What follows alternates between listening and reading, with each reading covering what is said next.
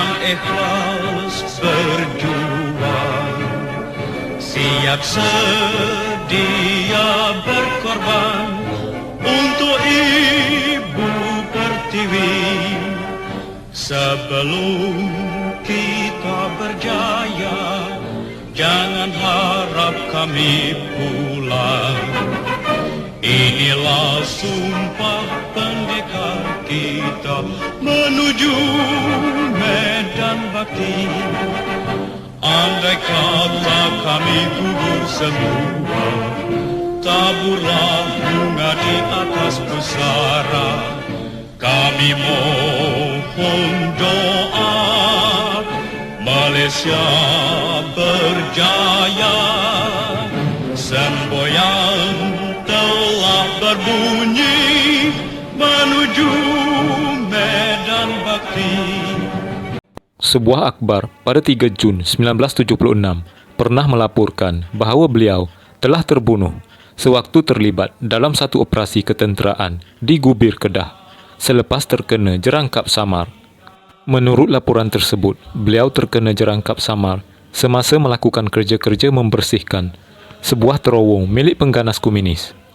Lebih mengejutkan, laporan tersebut disiarkan sehari selepas prajurit ini menerima anugerah pingat Panglima Gagah Berani PGB daripada Yang di-Pertuan Agong ketika itu, Sultan Yahya Petra. Pada hakikatnya, beliau masih hidup pada waktu itu dan beliau percaya kesilapan laporan itu tidak disengajakan. Sebenarnya yang terbunuh bukan saya, tetapi seorang lagi penerima PGB pada hari yang sama, iaitu mendiang Kapten Udara Cho Yok Bu selepas helikopter yang dipandunya ditembak komunis di Gubir. Cerita Allahyarham kepada penulis artikel ini. Allahyarham ketika itu merupakan Komandan Institut Kejuruteraan Medan Tentera Darat IKEM, Keluang, Johor. Sambil melahirkan kesyukuran kerana masih dipanjangkan usia pada ketika itu, anak kelahiran Kampung Merbuk, Sungai Petani, Kedah ini berkata, peristiwa hitam itu cukup sukar dipadamkan daripada ingatannya, walaupun sudah 26 tahun berlalu ketika artikel ini ditulis. Apatah lagi, dalam kejadian pada hari Sabtu itu, seorang anggota terupnya, Kopra Abdullah, telah terkorban selepas terpijak jerangkap samar dalam terowong berkenaan, manakala beliau mengalami kecederaan parah. 2 hari sebelum peristiwa itu pula, rakan sekelasnya sewaktu di Sekolah Kebangsaan Pendang, Trupa Yaakob Hassan, telah putus kedua-dua tangan selepas terkena jerangkap samar ketika cuba menyelamatkan seorang pegawainya. Menceritakan semula peristiwa itu, Basri memberitahu ia berlaku pada pagi 25 April 1976. Beliau yang ketika itu berpangkat Letenen Muda ditugaskan bersama trupnya membantu kumpulan sedia ada membersihkan sebuah kem pengganas komunis yang baru ditawan daripada jerangkap samar bagi membolehkan usaha-usaha menjejak musuh dilakukan oleh Komando Regimen Gerak Khas. Dianggarkan terdapat kira-kira 3,000 jerangkap samar di sekitar kem berkenaan dengan 400 orang musuh yang bergiat aktif. Bagaimanapun, sesuatu yang mengejutkan berlaku apabila anggotanya menemui sebuah terowong pada petang 24 April. Justru itu, beliau mengarahkan anggotanya memulakan pembersihan di dalam terowong itu yang dipercayai tembus sehingga ke Thailand. Kerja-kerja pembersihan dimulakan pada pukul 7.30 pagi esoknya. Bagaimanapun, pada pukul 8.30 pagi, hatinya tergerak untuk melihat kerja-kerja yang dilakukan anggotanya di dalam terowong sambil diikuti rapat oleh Abdullah. Ketika baru beberapa langkah memasuki terowong itu, beliau ternampak sebuah jerangkap samar dan mengarahkan Abdullah dan anggota lain berhati-hati sambil meneruskan perjalanan. Tanpa disengajakan, Abdullah telah terpijak jerangkap samar itu menyebabkan ia meletup. Abdullah mengalami kecederaan parah, manakala Basri yang berada tidak berapa jauh dari situ turut cedera di bahagian punggung, belakang badan dan lengan kiri. Walaupun menanggung kesakitan yang amat sangat dan dalam keadaan kelang kabut ditambah dengan suasana gelap gelita, Basri sempat mengarahkan semua anggota yang berada dalam terowong bertenang. Ini bagi mengelakkan ada lagi anggota terkena jerangkap samar. Dalam masa yang sama, beliau mengarahkan beberapa anggota membantu membawa Abdullah keluar. Bagaimanapun, Abdullah meninggal dunia tidak lama selepas itu. Basri juga sempat meminta pasukan pencari di hadapan meneruskan tugas mereka tanpa perlu menghiraukan kecederaan yang dialaminya, demi memastikan musuh dapat dijejak secepat mungkin. Kata-kata perangsang dan semangat kental yang ditunjukkannya berjaya membakar semula semangat anggota trupnya, dan mereka meneruskan kerja-kerja pembersihan sehingga selesai, biarpun dalam keadaan rumit.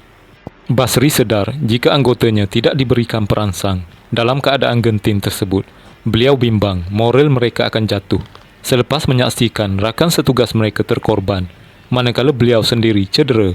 Kata-kata tersebut terus diucapkannya berulang kali, sehingga beliau dibawa helikopter ke Hospital Alusta dan menjalani rawatan selama seminggu di sana.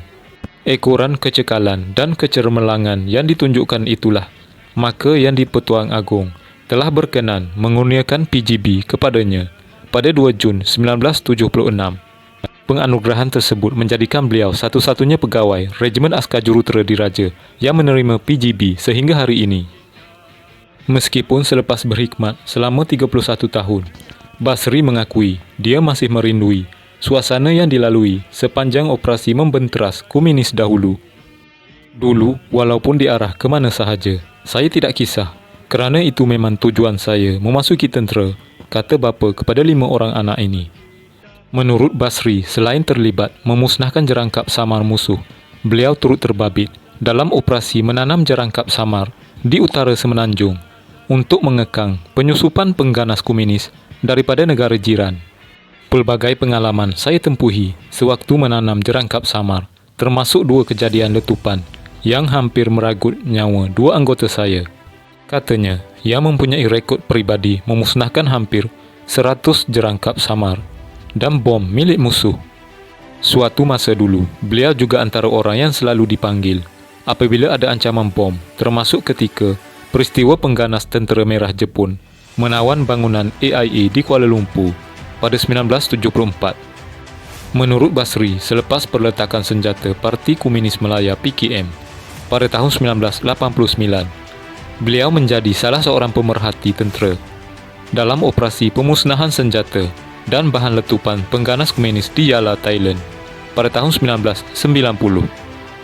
Beliau turut menyertai misi khas memusnahkan bom dan senjata Khmer Rouge di Kemboja di bawah Pertubuhan Bangsa-Bangsa Bersatu PBB dari 1992 hingga 1993 dan turut berjaya menyusup ke kem-kem gerila berkenaan bagi misi itu. Kesemua pengalaman, dedikasi serta keberanian yang ditunjukkan itu melayakkan Basir dipanggil pakar pemusnah bom, tetapi beliau dengan rendah hati menganggap dirinya sebagai prajurit biasa. Allahyarham Letnan Kolonel Basri bin Omar PGB bersara menghembuskan nafasnya yang terakhir pada Disember 2018 di usia 66 tahun. Semoga rohnya dicucuri rahmat dan ditempatkan bersama orang-orang yang soleh dan beriman. Amin ya rabbal alamin. Sekian.